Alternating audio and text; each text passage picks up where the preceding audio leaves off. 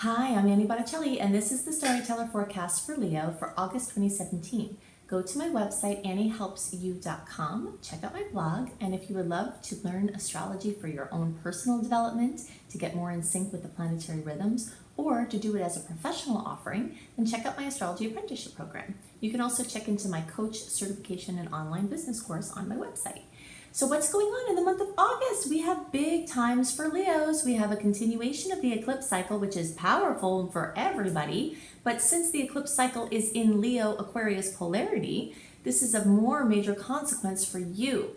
We also have birthdays for most of you since most of the birthdays are in August. So if you haven't had your birthday yet, you're going to have it now.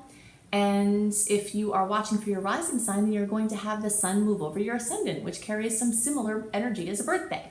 So the first thing I want to talk about is birthdays, because birthdays are one of the times of the year, and also when the sun moves over your ascendant. So whether you're a Leo rising or a Leo sun, the universe is going to be exceptionally receptive to your desires at this time. Birthday wishes are real, they're astrologically based. You can check out my video called Making Wishes Come True. It's actually called Making Wishes Come True using astrological power periods, but if you just do a search anywhere for Making Wishes Come True Annie, you will pull up my video and I'll go into more details about how you can use the power of your wishes to transform your life and how you can take advantage of this amazing power period for you. So happy birthday.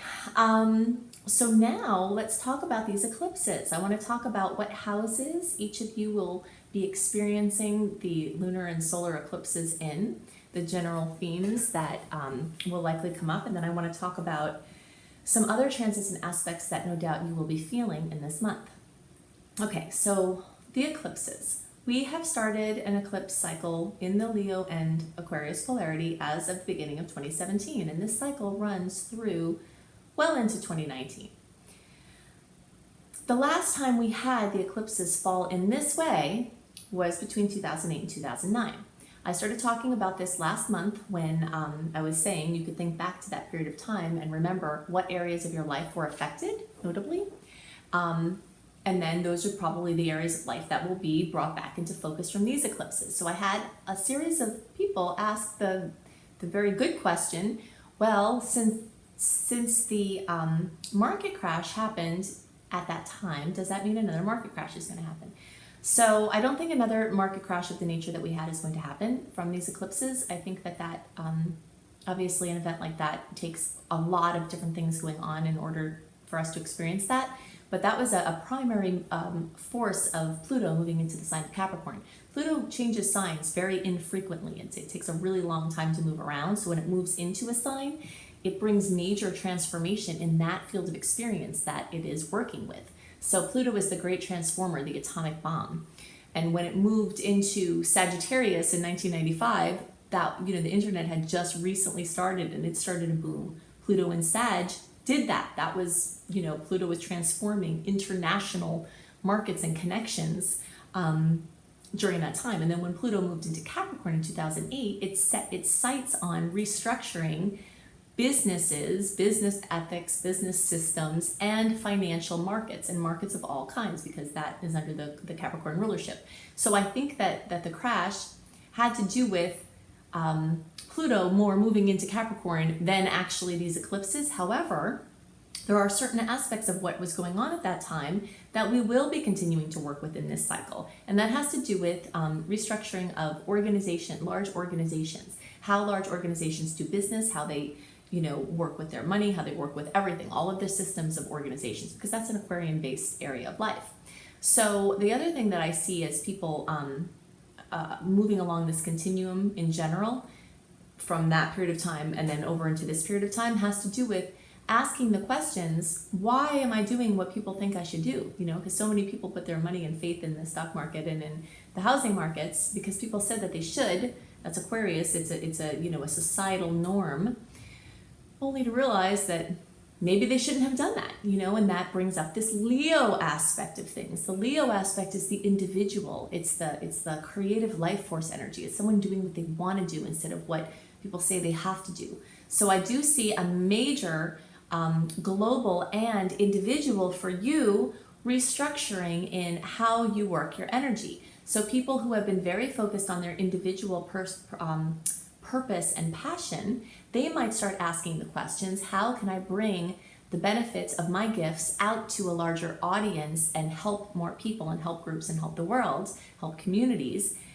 That is very likely going to be a question asked by many people with Leo placements and in general from this Leo and Aquarius polarity that's going on with the eclipses. And there's still going to be a lot of people who have strong Leo placements that are still very much in the mainstream and start asking more questions. Why the heck am I not doing some things more according to myself, and following your heart and your passion? So those are definitely going to be themes that come up, but I'm not predicting a major market crash. Okay, although there might be slight market adjustments as is normal and as there needs to be.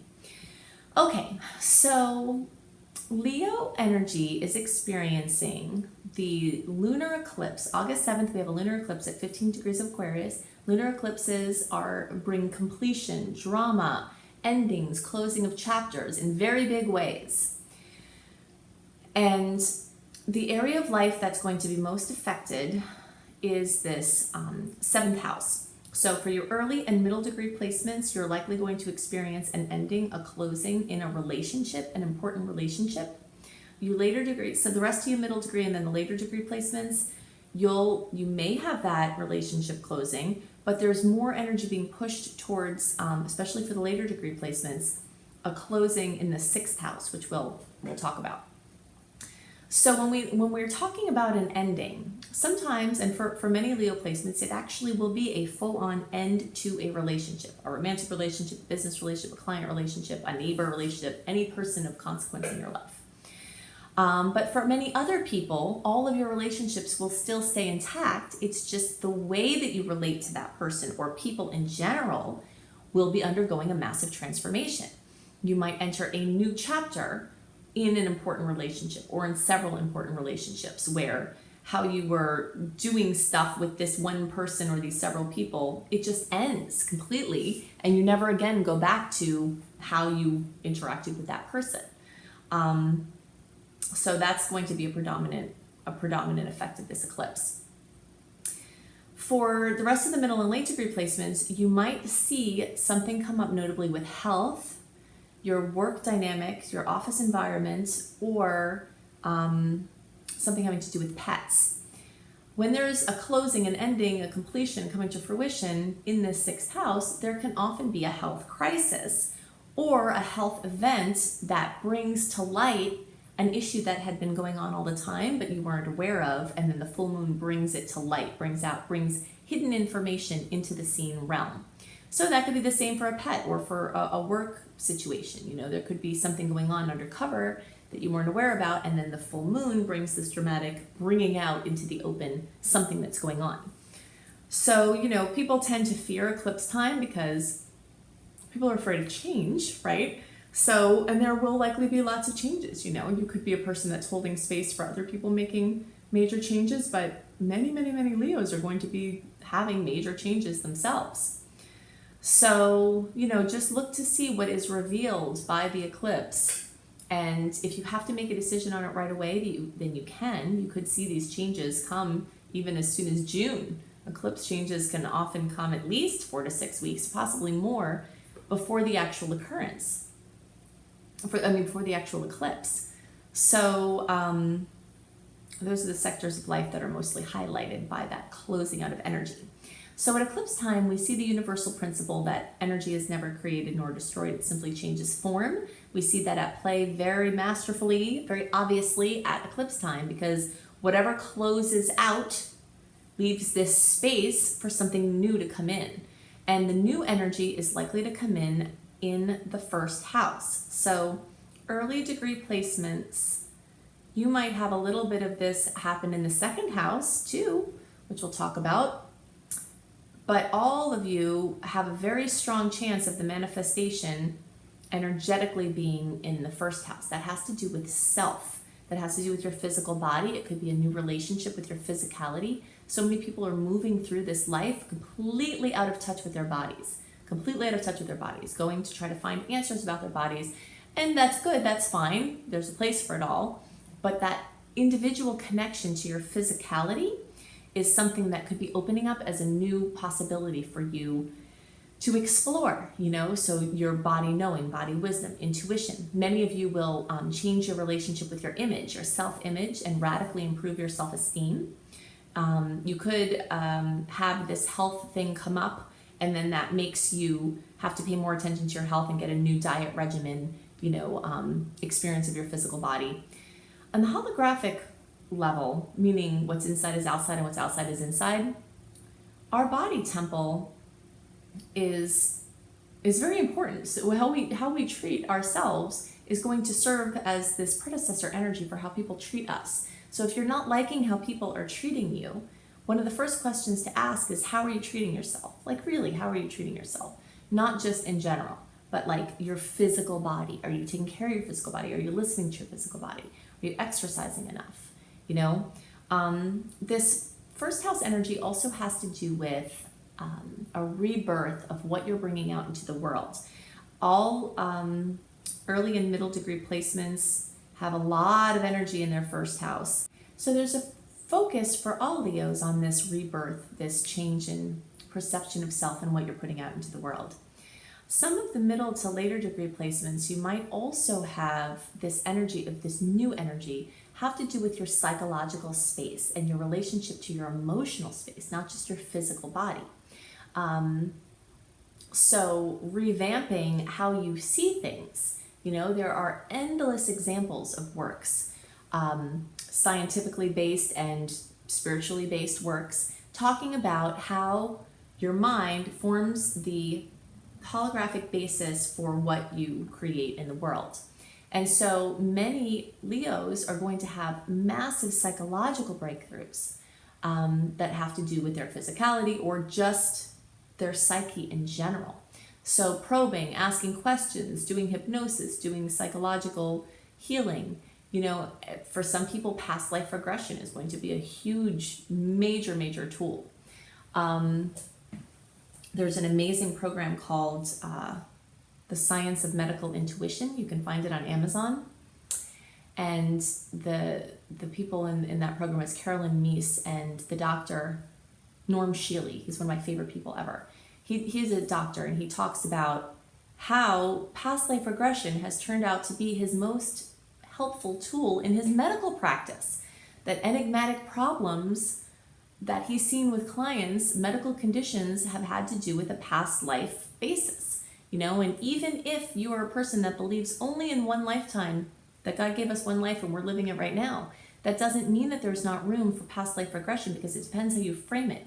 If you understand that genetically, through your bloodline, you're connected to the genes of people who lived before you, that could be making their way into a genetic manifestation. It doesn't have to mean that there were multiple lives, or it could mean that you had multiple lives. Whatever it is, regardless of what your philosophy is, I believe that there's room for past life regression in your healing journey, and it could become very relevant for you now with this month because of the chance for psychological breakthroughs and very deeply rooted ancestral issues.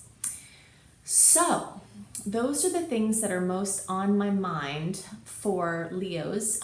Now I want to talk more about this general eclipse implications, plus some other transits that you will no doubt be feeling, and ways that you can navigate around them. So the eclipses definitely dominate the astrological scene for August for all signs, but there are other aspects that I want to talk about that will affect you as well, and this will affect all signs.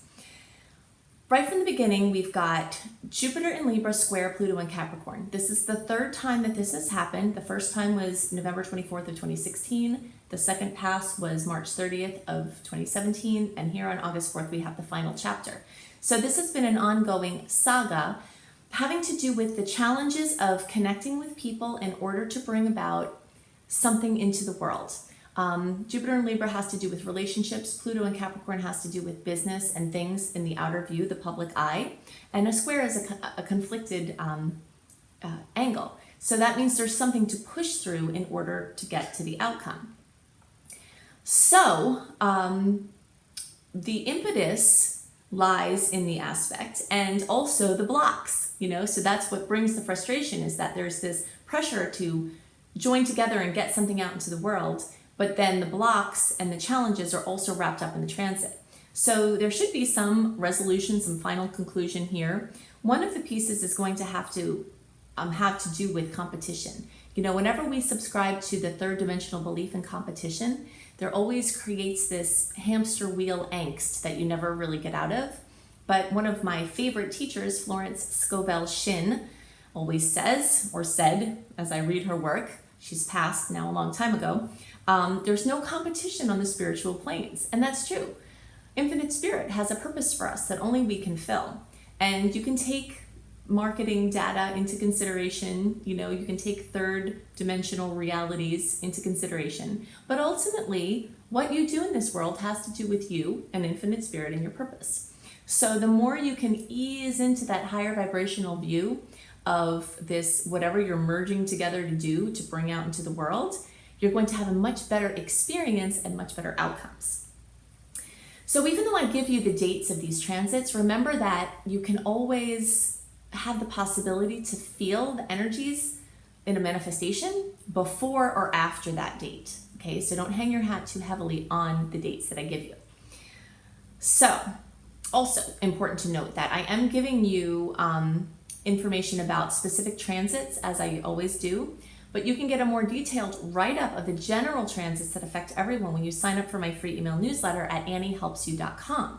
I send out a month early a written version of the summary of the energy of the month ahead, along with some highlights. If you have signed up for my newsletter already and you're not getting it, I send it out every month early, like clockwork, usually a month early. So if you're not getting it, it's probably going into social promotions, events folder or something like that. So check in there, spam, check in there and move it back into your inbox so that you can get them in a timely basis.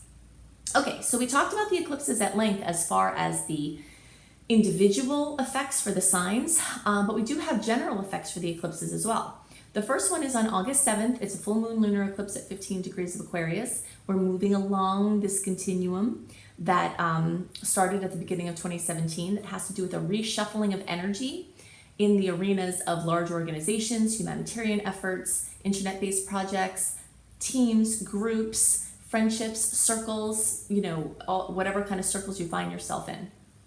That's all Aquarius. So some sort of reshuffling of energy. Some people will be focusing more in those realms, and some people will be focusing more on their own individual desires against the societal norms, which we'll talk about when we get over to the solar eclipse for later in the month.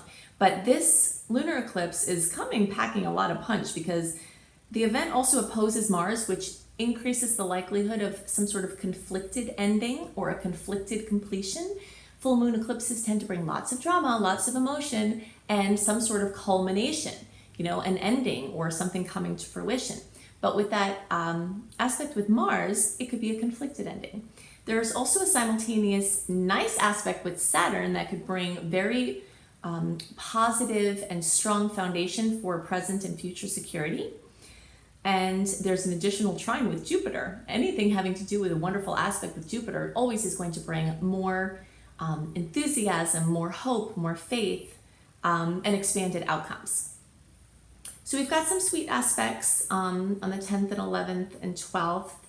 Then on the 12th and 13th, depending on which time zone you're in, Mercury is going to go into retrograde, and that will be at 11 degrees of Virgo. Mercury goes retrograde 3 or 4 times a year. So we really spend half of our lives in one part of the retrograde transit, either the shadow period that occurs before or the shadow period that occurs after or the actual retrograde. You can look at my video called Mercury Retrograde if you do a search for Annie Botticelli, Mercury Retrograde. I talk about the do's and don'ts and the understandings that it's important to carry. But basically, a lot of pressure is put on weak links that already exist with communication devices, mobility, transportation devices. So any weak links that are there are going to be turned up, you know, so old things that were swept under the rug as far as communication often just blow right out to be dealt with. And often things, people, ideas from the past roll in now for reconsideration. It's not always the best time to make the long-term decision if you can help it. So even though these eclipses and retrograde are going to bring some things right into the forefront, if you can wait until later into September, like at least mid to end September to really commit to a longer term situation, that would be better because you're not going to have all the information. Okay, so we've got a nice aspect with the Sun and Saturn on August 13th, that where your desires receive enthusiastic support. The 15th, we've got, and actually there's another aspect with Venus on the 24th. So there are two challenging aspects with Venus this month, the 15th and the 24th, that are going to bring, some tension, either with self-esteem, aesthetics, appearance, romance, your relationships in general of any kind, or money. So there's pressure put on Venus this month, and you'll see that come up in little or big ways. Then we have a nice aspect on August 20th with the Sun trining Uranus. So sometimes sudden insights and exhilarating awarenesses or experiences could come in with that. On the 21st, we've got this very powerful new moon solar eclipse at almost 29 degrees of Leo. So this is the second new moon in Leo that we have, which adds a lot of power. Also, new moon solar eclipses are like new openings in triplicate. Just as full moons are closings, endings, drama, conclusions, 3 times as powerful as a regular full moon, the new moon eclipses have the opening energies and the new energies 3 times that of a regular new moon. And this is a beautiful new moon. We've got a beautiful aspect with Uranus, which brings, more surprises, happy surprises. Then we have a beautiful aspect with Saturn, which brings, again, this long-term stable factor, which seems to be a theme this month, like certain things starting to click in for future security. And so when you have a solar eclipse, it's an opening. And when you have a solar eclipse in Leo, it has to do with openings in creativity. So anything having to do with children. But for some people, their creative projects are their children. So whether you're conceiving a child or conceiving a creative idea, that process of conception to pregnancy to birth to child or project rearing is all dominated by Leo. So there's going to be lots of new openings there. And for people who already have children, new experiences and, dimensions of parenting. There's also energy associated with athleticism, acting, modeling, directing, fun hobbies, true love. Many, many, many people are going to enter new dimensions of romance with this aspect, which is really exciting. So we've got that on the 21st, and on the 22nd, we have Mars in Leo trining Saturn and Sag. And again, this is a nice boost where action and outcomes blend beautifully. We've got a nice aspect on August 23rd to the 24th with Venus and Chiron, which shows that when we do emotional inner work, in those places where we're wounded, it brings positive gains. On the 24th, so simultaneously with this nice aspect with Chiron, we have a square with Uranus. I alluded to this earlier when I talked about the difficult aspect with Venus on the 15th. When Venus squares Uranus, the bringer of change in a feisty expression in Aries, makes an uncomfortable angle to love, money, and aesthetics. So there's many ways that can look, So definitely having the Venus in Cancer is going to promise emotional jostling from this unpredictable Uranus energy. August 25th, Saturn goes direct at 21 degrees of Sag. This officially ends the break that we've had as Saturn was in retrograde. Saturn is a chop buster. That's what I always call Saturn. Saturn wants discipline. It's a taskmaster, and it wants organization, and it wants hard work. And that type of energy doesn't blend well with Sagittarius, the sign that it's in, because Sag is all about free flowing and, not being consistent, and all the things that we love about Sagittarius don't mix well with the energy of Saturn. So we've had a break from Saturn kind of forcing us to take these big Sag ideals and dreams and do the hard work, consistent work for bringing those dreams down into the third dimension. We've had a little break from that, but now the break is over. So for the rest of the year, we're going to have to get our nose back to the grindstone and take the daily steps to bringing the dreams into fruition. So when Saturn moves through Sag, it's also a serious faith tester, so we've got the rest of the year for Saturn to sort of weigh heavy on faith, but the more you can stay connected to faith throughout this Saturn transit, the better it will be. And then we end off with a nice aspect with the Sun and Mercury, but that can also mean some powerful criticism, you know, the same aspects that can be something positive, like some bright news, you know, when the Sun and Mercury join together, they enhance each other's qualities. There could be some powerful news that comes in, but Virgo is also really critical. So there could be some harsh criticism that comes in too. So just keep your head up with that. So if you would love to have astrology, to learn astrology in a visceral way, a way that helps you to blend more naturally with the planetary rhythms, then maybe you'll love to take my astrology apprenticeship program. You can see more about it on my website, anniehelpsyou.com. Click on work with me. Whether you want to use astrology for your own personal developments or to help your friends and family and yourself to understand karmic patterns, understand what your highest expression is in this lifetime and how you overcome the karmic patterns to step into that. Even if you want to do it professionally, then check out my astrology apprenticeship program. If you'd like to be a coach, a wellness coach, a business coach, a spiritual coach of any kind, helping people to reach their goals, then maybe you will love my coach course, which is also enrolling. And that's also combined with my online business course so that you can help create a presence online and develop your coaching business for an online basis. So check that out, anniehelpsyou.com. Also check out my husband, B.R. Newman's new tarot reports for each sign. You can look him up, B.R. Newman, Neumann. IamHelios.com is his website. So you can see what he says about your sign as far as the tarot report, and then that supplements what I've just shared with you. So I hope you have a wonderful month, and I'll see you next month. Bye.